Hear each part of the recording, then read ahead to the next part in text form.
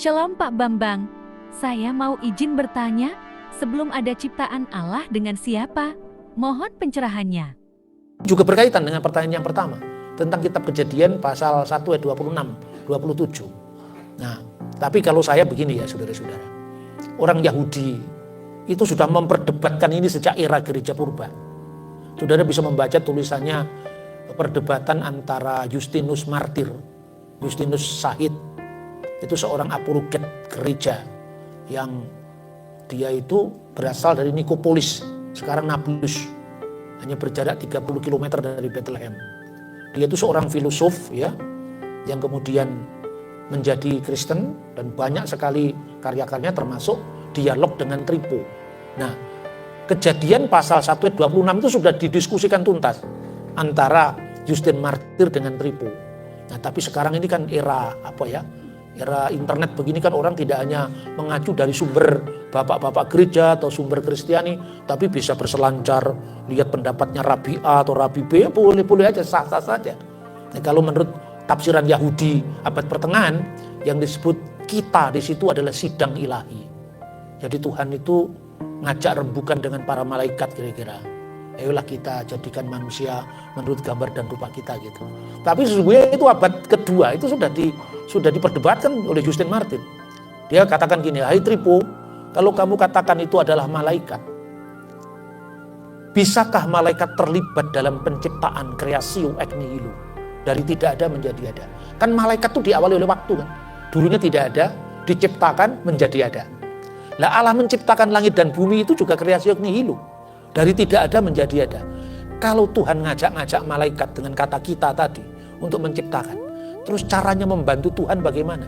Tuhan menciptakan dunia dari tidak ada menjadi ada, masa dibantu oleh sidang ilahi atau malaikatnya yang pernah tidak ada? Ayo kita ciptakan. Gimana cara membantunya? Ini pula kira-kira kejanggalan pikiran Arius yang kemudian dianatema oleh konsili Nisea. Arius kan mengatakan ada waktu di mana firman itu pernah tidak ada. Nah, kalau firman tidak ada, siapa yang menciptakan firman? Ya Allah. Allah menciptakan firman-Nya. Bagaimana cara Allah menciptakan firman-Nya? Ya dengan berfirman. Lu katanya firman-Nya diciptakan. Masa Allah menciptakan firman yang adalah sumbernya ciptaan? Itu pula yang menjadi aliran yang sekarang sering masuk ke rumah-rumah orang di Indonesia itu, saksi Yehova. Gitu? Makanya saya itu nulis buku itu kadang-kadang itu ya kecelakaan berhadiah atau apa ya. Ada orang datang ke tempat saya mau bermisi lah. Ternyata orang saksi Yehova. Terus saya ajak diskusi. Ketika ajak diskusi dikatakan, ya Yesus itu siapa Pak? Yesus itu firman Allah. Firman Allah itu ya Tuhan ya Allah. Seperti kata kepada Thomas kan, suruh membuktikan tangannya pada bekas paku itu. Begitu Thomas melihat Yesus itu langsung dia mengatakan, ya Tuhanku dan Allahku, my Lord and my God. Ya itulah Yesus, kata saya bilang gitu. Kalau Yesus itu Lord Pak, it's okay katanya. Lord itu kan Tuhan Pak. Seperti Tuan Charles, Tuan Takur katanya. Tapi kalau God itu ya kita bermasalah Pak. Masalahnya di mana? Mana ayatnya? Kan gitu kan. Kelompok pemuja ayat kan selalu mana ayatnya? Terus saya bilang, kamu sedikit-sedikit kok ayat kenapa sih? Gereja itu selama 50-an tahun gak punya ayat itu. Karena gereja berdiri tahun 33. Surat-surat dalam perjanjian baru ditulis tahun 50-an. Berarti antara tahun 33 sampai tahun 50 itu kitabnya gereja apa? Ya perjanjian lama. Perjanjian lama bedanya apa dengan Yahudi? Nah itu di situ. Kalau orang Yahudi kan, Kristus itu kan bukan Mesias yang ditunggu-tunggu. Makanya dia masih menunggu yang lain. Dalam konteks seperti itulah perdebatan tentang sidang ilahi tadi. Tapi kan kalau saya ini kan bahasa dialog, bukan bahasa yang menghakimi orang. Saya itu berusaha sedapat mungkin tidak mau menyakiti orang lain. Maka saya bilang, kalau dari segi bahasa boleh-boleh aja lah. Karena gini Pak, ini kalau pemikiran orang Yahudi ya. Di situ kata kita, di situ kan hanya digunakan di ayat 26. Jadi baiklah kita jadikan. Itu bahasanya na'aseh. Edha Adam, Adam itu menurut gambar dan rupanya. Jadi ya, itu Tuhan baru ngajak ngomong malaikat. Tapi ayat 27, maka diciptakanlah manusia itu menurut gambar Allah laki-laki dan perempuan. Ayat 27 itu menggunakan kata bara. Bara itu dimaknai penciptaan dari tidak ada menjadi ada. Kalau asah ya, asah itu asal katanya, itu dari bahan yang sudah ada. Misalnya tempe dibuat dari kedelai, gitu. Dari kayu dibuat jadi meja, itu dibuat, dijadikan, tidak diciptakan. Tidak seorang pun di dunia ini yang bisa ngecat Lombok jadi merah. Tidak ada kan? Hanya Tuhan yang bisa ngecat Lombok jadi merah. Artinya apa? Itu penciptaan. Ayat 27 ini jelas, Allah lah yang menjadi subjek. Jadi malaikat tidak diajak mencipta. Oke. Kalau dari sudut bahasa boleh-boleh saja. Ini cara bahasa, gaya komunikasi orang Jawa ini. Jadi benar Pak, secara gramatikal benar saya bilang. Sama benernya. Nggak ada yang salah sama benernya. Tapi coba renungkan lebih dalam. Kalau filsafat kan redik gitu katanya Romo Andre itu. Jadi kebenaran radikal itu harus seakar-akarnya. Itu kamu andaikan ketika manusia belum ada, malaikatnya diciptakan lebih dulu. Maka dalam kitab Ayub itu bintang-bintang fajar bersorak-sorai, itu kan malaikat. Lah karena malaikatnya sudah ada, malaikat katakanlah diajak diskusi sama Tuhan. Baiklah kita jadikan manusia menurut gambar dan rupa kita. Oke?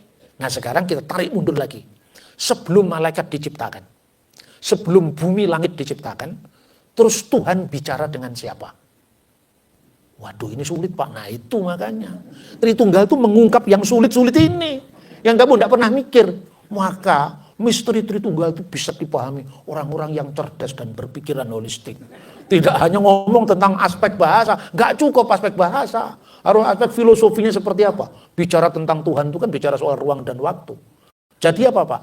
Kembali kepada tafsiran para bapak gereja. Baca Santo Agustinus, baca Santo Irenaeus. Lah kenapa kok harus santo-santo Pak? Kamu Katolik apa Protestan apa Ortodok? Saya Protestan Pak. Itu karena Protestan tidak ada santo, yang ada cuma santoso. Makanya ada sulit itu. Saya itu mengkomunikasinya dengan bahasa yang gampang-gampang aja. Gini loh, orang Yahudi dulu kalau berdoa, ini saya bilang, orang Yahudi dulu kalau berdoa gini. Baruk atah Adonai Eloheinu melek haolam, Elohe Avram, Elohe Yisak, Elohe Yakub, makin Abraham. Terberkatilah engkau ya Tuhan, Allah yang Allah kami Raja yang kekal, Allah Abraham, Allah Ishak, Allah Yakub. Apa artinya itu? Makin Abraham, perisai Abraham. Allah yang diajarkan oleh Yakub itu Allah yang sama yang diajar oleh ayahnya Yakub yaitu Ishak. Allah yang menyatakan diri di Betel zamannya Yakub, Allah yang sama yang menyatakan diri kepada ayahnya yang namanya yang disegani Ishak. Allah yang disegani Ishak yang menyatakan Pahat Yitzhak. Ini Allah yang sama yang menyatakan diri kepada Abraham sebagai El Shaddai.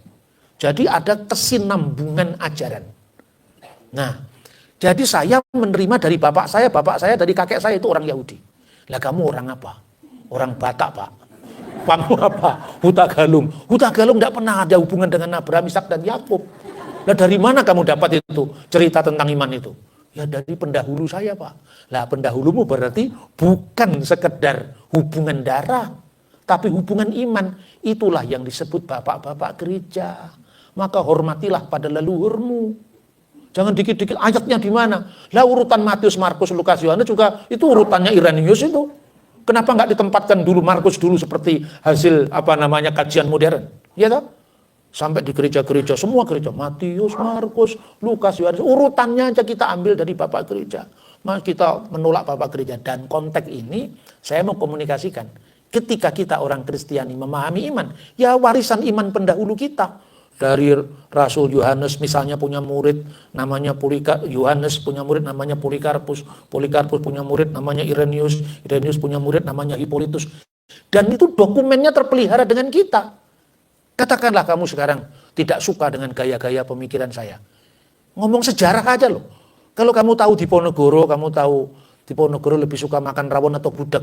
Lebih penting Sentot Prawirodirjo ketimbang saya. Dan Romo Atmo, kita tidak pernah makan sama Pangeran Diponegoro. Bener gak? Tapi Sentot Prawirodirjo makan sama Pangeran Diponegoro. Ini yang namanya Irenaeus pernah diajar oleh Polikarpus. Polikarpus pernah duduk di bawah kakinya Yohanes. Masa gini gak dipercaya? Hanya gara-gara ini tidak ada ayatnya. Nah, sekarang mari kita berpikir dengan lebih historis. Ini kan pola pikir historis kan begini kan? Kesinambungan ya. Jadi kalau belajar tentang siapakah kata kita, ya itu adalah misteri Tritunggal. Karena apa? Sebelum ada ruang, sebelum ada waktu, sebelum ada ciptaan, ya Tuhan berdialog dengan dirinya sendiri. Oke Pak Bambang, penjelasan Anda sangat mencerahkan dan menguatkan iman kami. Terima kasih, Tuhan Yesus memberkati.